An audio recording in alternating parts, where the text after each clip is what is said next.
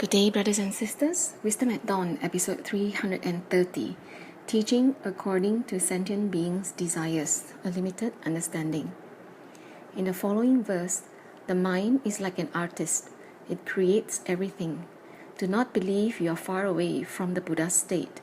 With skillful and wondrous provisional teachings, he explained the one vehicle. He taught according to the desires of sentient beings to help them awaken. Master says, we must take good care of our minds. Our minds may give rise to a thought that creates beautiful conditions. They may also give rise to a thought that destroys many beautiful conditions. Everything depends on the mind. It can be positive and negative. With a positive mind, the world is beautiful. With a negative mind, it could feel like hell. So learning the Buddha's way is about cultivating our minds. A positive mind sees everyone as a Buddha. This is our goal in learning the Buddha's way. The Buddha's mind and the minds of all beings are no different in its original nature. Therefore, do not think that we are very far from the Buddha, as we all intrinsically have a radiant and clear Buddha nature. If we realize this, then our minds will be Buddha's minds, and our wisdom will be close to the Buddha's. Previously, we discussed that the Buddha comes to the world for one great cause, which is to transform sentient beings. All Buddhas share the same path. With skillful and wondrous provisional teachings, they explain the one vehicle to the world.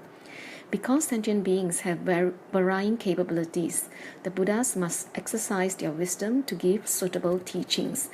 This requires wondrous provisional teachings, also known as skillful means. Skillful means are based on true principles of the wondrous one vehicle Dharma. Master says, a skyscraper must always be built from the ground up, starting from a strong foundation and built sequentially floor by floor. Based on the same principle, for us to go up level by level in our wisdom until we can see the Buddha's views and knowledge, we must start at the state of ordinary people and move up steadily step by step. This is a skillful and wondrous provisional means that are all a part of the one vehicle Dharma. A number of methods are used to eliminate our afflictions layer by layer to gradually reveal our Buddha nature. So the Buddha taught according to the desires of sentient beings to help them awaken to become enlightened sentient beings. This is how the Buddha mindfully and lovingly taught us. In this world, even if we aspire to engage in spiritual practice, we would have different capabilities and different methods of spiritual practice. The pathways that we walk depends on the nature of our various desires and karma. If we have met many kind people, then we must have created good affinities in the past. Master says, if we want to know how our next lives will be, just look at what we are doing in this life. If all the seeds that we plant in this life are good ones, then we will certainly reap good fruits in the next life. The law of karma links everything in the three periods, the past, the present, and the future. The Buddha knows about all the karma sentient beings have created and all the habitual tendencies that they have developed. So he taught according to their mind desires, which come from the workings of the mind. We must understand thoroughly the verse, the thoughts in the minds of sentient beings all come from the workings of the mind. All kinds of appearances arise as a function of the workings of the mind. Master says everyone's mind has a mind king. This mind king is everywhere and it pervades every single place. Thus it is said, the mind is like an artist who is very skillful. Our minds are clearly skillful artists, but our thoughts wander through many, many states. And these many states exist in our minds and continuously manifest. This is all part of the workings of the mind. Our mind king connects with conditions and creates thoughts in our minds. The thoughts in the minds of sentient beings fall into two categories, the true mind and the false mind. The true mind is the Buddha's mind. However, external conditions continuously influence and permeate our true minds every day, stirring up thoughts in our minds. Then our minds connect to different conditions and internalize different tendencies, and this gives rise to the false mind. The false mind is the one that wanders all over the place like a monkey. It easily gives rise to delusions. The true mind is always there, wherever we are. It is our clear and radiant intrinsic Buddha nature. When we begin our spiritual cultivation, we must use our true mind to engage in practice.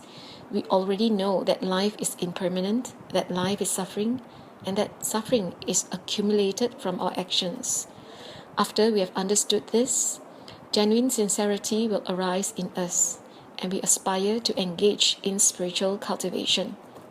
If we wish to wholeheartedly walk the path, then we must face the world with a positive mindset. With a positive mindset, we will treat others sincerely, and with sincerity comes gratitude. Therefore, we must vow to repay the 4 graces, which are, firstly, repaying the grace of our parents. Master says, filial piety is the foremost of all good deeds. Regardless of our relationship with our parents, we must be grateful to them for the conditions to give us this human body, enabling us to hear the Buddha Dharma and engage in spiritual practice. Number 2, we must repay the grace of the 3 treasures.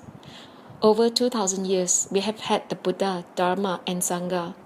After the Buddha came to the world and attained enlightenment, he expounded the Dharma for a very long time. And to pass the Dharma on, there must be a Sangha, and they continuously pass it on so that it will remain in the world. Thus, we must be grateful to the 3 treasures, or the triple gem. Number 3, be grateful for the grace of all sentient beings. Living in this world, there are many things that we need, such as clothing, food, shelter, transportation, and various types of services. And these things or services are provided by sentient beings of various skills and professions so that we can live a secure life. Number 4, grateful for the grace of heaven and earth, meaning all the elements of earth, water, fire, and air that sustain us. When these elements are in harmony, sentient beings will be blessed with good weather and seasons. Therefore, cherishing blessings and being grateful is an important part of spiritual cultivation. Regardless of which pathway we are walking, we must vow to repay the 4 graces, as it is the mindset of true spiritual practitioners. Sentient beings have various desires by nature. As for these desires, the Buddha also had desires, which we call hope. The hope in the Buddha's true mind is to transform all sentient beings so that they can attain Buddhahood.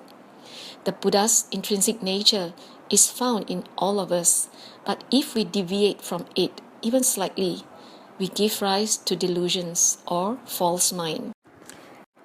And this is what trapped us in the cyclic existence of the 6 realms.